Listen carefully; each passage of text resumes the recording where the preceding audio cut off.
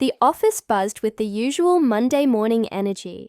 Phones ringing, keyboards clacking, coffee machines humming. But for Sarah, today felt different. She had been working at Thompson & Co. for 3 years, climbing the corporate ladder with determination. She wasn't just another employee. She was one of the hardest working members of the team. Deadlines, extra hours, last-minute client calls. Sarah handled it all without complaint.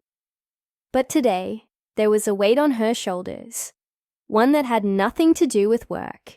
She took a deep breath as she walked into the office, one hand resting lightly on her stomach. She had been waiting for the right moment to tell her boss, Mr. Thompson, about her pregnancy. She had rehearsed the conversation in her head 100 times. He wasn't exactly known for being the warmest or most understanding boss, but she had earned her place at the company. Surely he would be reasonable. As she stepped into his office, he barely looked up from his desk. "What is it, Sarah? Make it quick," he muttered, flipping through some reports.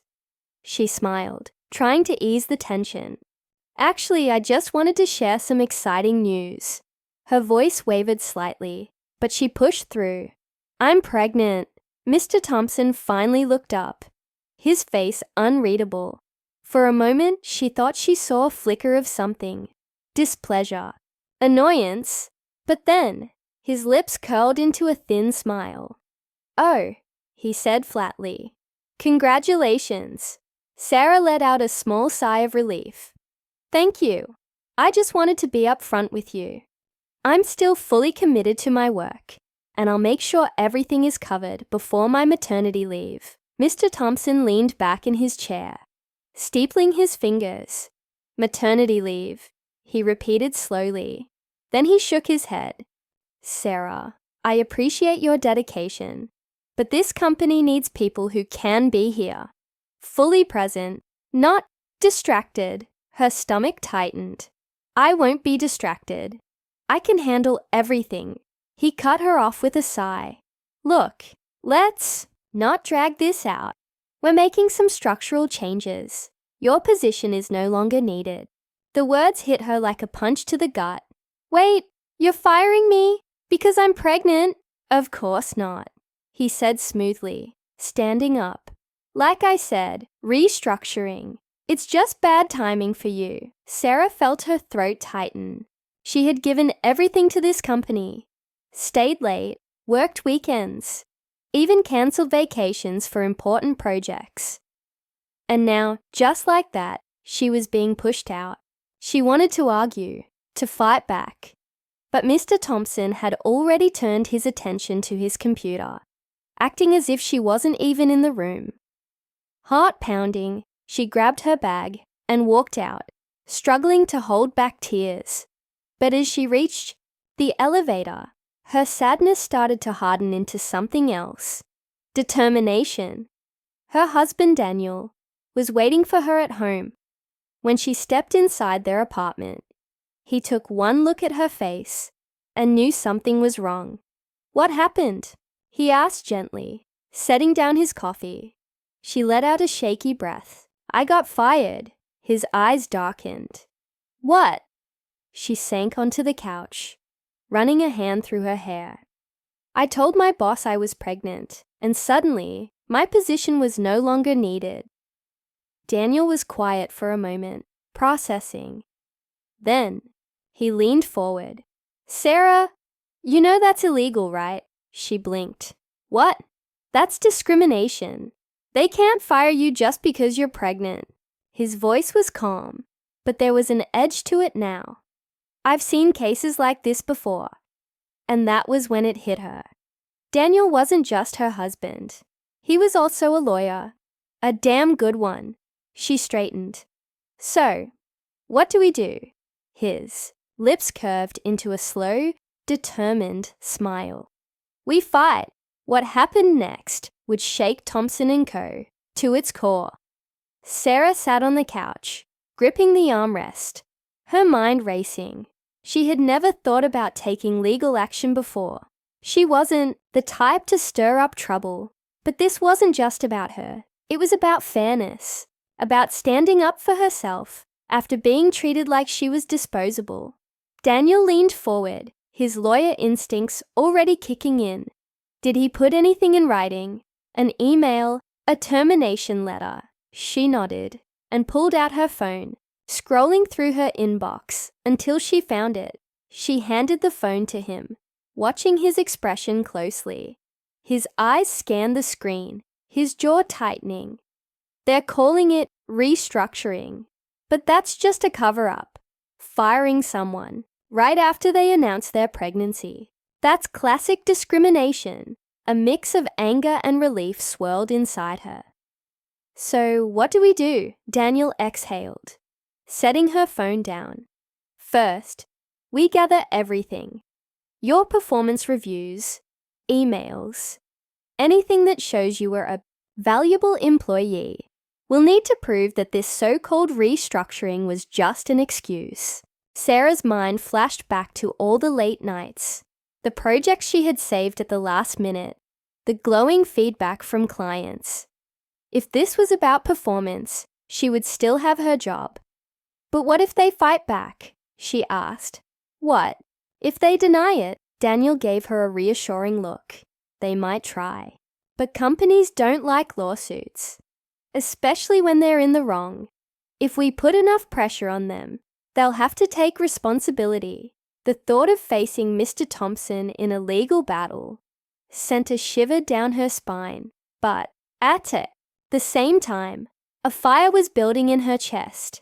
She wasn't just going to walk away. The next few days were a blur of paperwork, phone calls, and strategy discussions. Daniel worked late into the night, sifting through employment laws, preparing documents, and reaching out to legal contacts. Sarah, meanwhile, went through her emails, gathering every piece of evidence that could support their case. Then, an unexpected twist. One of her former colleagues, Lisa, called her. I heard what happened, Lisa said, her voice low, as if she were afraid someone might overhear. It's not right, Sarah. You didn't deserve that. Sarah swallowed the lump in her throat.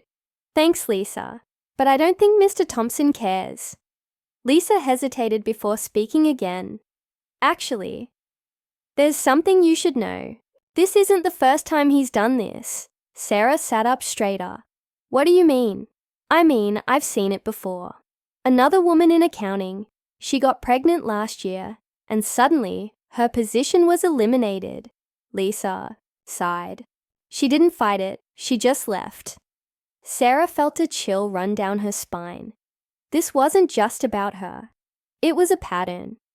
She relayed the conversation to Daniel, who immediately saw an opportunity. If we can find others who've gone through the same thing, it strengthens your case. If this has happened before, it's not a one-time mistake. It's a company practice. Sarah reached out to the woman Lisa had mentioned, and after some hesitation, she agreed to talk. The details were disturbingly similar. A pregnancy announcement, a sudden dismissal, no real explanation. With this new information, Daniel was ready to make a move. We're filing a formal complaint, but before that, I want to see if they'll settle. He sent a legal notice to Thompson and Coe's, outlining the claims against them. If they didn't respond, they would face a lawsuit. The reply came quicker than expected. A cold formal email from the company's legal team, denying everything. They're going to fight this, Daniel muttered, reading the email. Sarah's stomach twisted. She had hoped they would just admit their wrongdoing, but she should have known better. That was when Daniel made a bold move. He sent them a list of names, former employees who had similar experiences. He hinted that this case could go public, that the media might take interest in a company that repeatedly fired pregnant employees. A silence followed. Days passed without a response. Sarah felt the tension growing, wondering what their next move would be. Then, out of nowhere, an email arrived. It was from Mr. Thompson himself. and it wasn't what they expected. Sarah's hands trembled as she opened it. They want to meet. Daniel leaned over her shoulder, reading the message. They're scared, he said, a small smirk on his lips. They know they're in trouble. The meeting was set. Sarah would finally face the man who had dismissed her so easily. But what would happen in that room? Would he admit the truth? Or was this just another trick? The moment of reckoning had arrived. Sarah sat across from Mr. Thompson in the sleek conference room, her hands resting on the table, steady, despite the nervous energy buzzing inside her. Daniel sat beside her, his expression calm but firm. On the other side of the table sat Mr. Thompson and a lawyer from the company's legal team, an older man with sharp eyes and an unreadable face. The air was thick with tension. Mr. Thompson leaned forward, forcing a smile. Sarah, I'm glad we could sit down and talk. There seems to be a misunderstanding. Sarah didn't smile back. There's no misunderstanding, she said, keeping her voice even. You fired me right after I told you I was pregnant. That's illegal, and we both know it. The lawyer beside Mr. Thompson cleared his throat. The company stands by its decision. As stated in your termination letter, the restructuring had nothing to do with your pregnancy. Daniel slid a folder across the table. Then how do you explain this? Inside were emails, performance reviews, and statements from former employees, women, who had been fired under eerily similar circumstances. It was undeniable, a pattern. Mr. Thompson's confident facade cracked just slightly. His jaw tightened, and he shifted in his chair. We don't appreciate these accusations, he muttered. Daniel leaned back, his voice cool. Then I assume you won't mind if we take this to court, or perhaps the press. I'm sure the public would love to hear how your company treats its employees. A silence fell over the room. The lawyer picked up the folder, flipping through the pages. His expression changed slightly, as if realizing just how much trouble they were in. He whispered something to Mr. Thompson, who clenched his jaw. Finally, Mr. Thompson let out a breath, his shoulders slumping just a little. What do you want? He asked, his voice tight. Sarah exchanged a glance with Daniel. They had already discussed this. I want my job back, she said firmly. And I want the company to implement policies that actually protect pregnant employees, so this doesn't happen to anyone else. Mr. Thompson looked like he had swallowed something bitter, but the lawyer nodded slowly. That is reasonable. The next few days moved fast. Sarah was reinstated with back pay, and the company was forced to update its employee policies, ensuring no woman would have to go through what she did. Lisa and the others who had been wronged received settlements, and the company's leadership was put under scrutiny. On her first day back at the office, Sarah walked through the doors with her head held high. The whispers, the curious glances, none of it mattered. She had stood up for herself. Later that evening, she and Daniel sat on their couch, the weight of the past few weeks finally lifting. He reached for her hand, giving it a gentle squeeze. You did it, he said with a smile. We did it, she corrected, squeezing back. As she leaned against him, she felt their baby kick for the first time. A tiny reminder that this fight had never just been about her job. It was about the future she was protecting, and in that moment, she knew it had all been worth it.